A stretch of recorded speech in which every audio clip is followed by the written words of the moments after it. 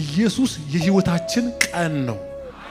ልክ ወደዚህኛው ስንመጣ በውስጣችን የተፈጠረው ነገር የመጀመሪያው ምንድነው? ደስታ። ይሄ ደስታ ደግሞ የማይወሰድ ነው። ሰው ደግሞ ደስ ካለው ምን ያደርጋል? ይዘምራል። ደስታ በራሱ ዓለም ነው። ደስታ በራሱ የህይወት ስርዓት ነው። ደስታ በራሱ አንተ ፕሮሰስ የማታረገው፣ አንተ ጂን የማታስገባበት፣ አንተ ዘለ የምትገባበት እንጂ የምትወጣው አይደለም።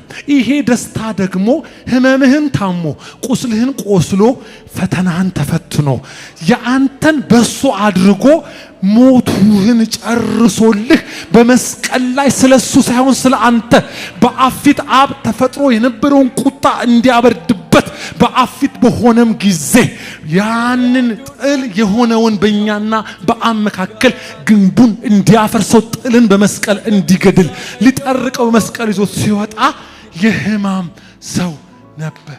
ሐዘን ነበረበት።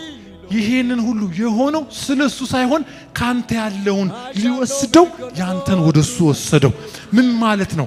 ልክ ወደዚህ መለኮታዊ አደራረግ ስትገባ ደስታ እነዛ ምክንያቶች ሲድኑ መሆናቸው ይቀርና የህይወት ስርዓት።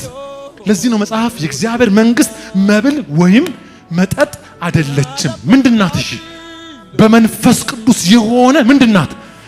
ቴንኪው። ምን ማለት ነው? ፕሮሰስ አታደርገውም፣ የምትገባበት ደስታ ነው። ኪንግደሙን የምትገባበት ነው። ጩሁና አሜን በሉ እስቲ። ይሄን ደስታ የተከለከለን ሰው በጸሎት አንስቴዥያን የምንሰጣችሁ ማገገሚያ ነው እንጂ የምትወስዱት ስቃ አትቀርም።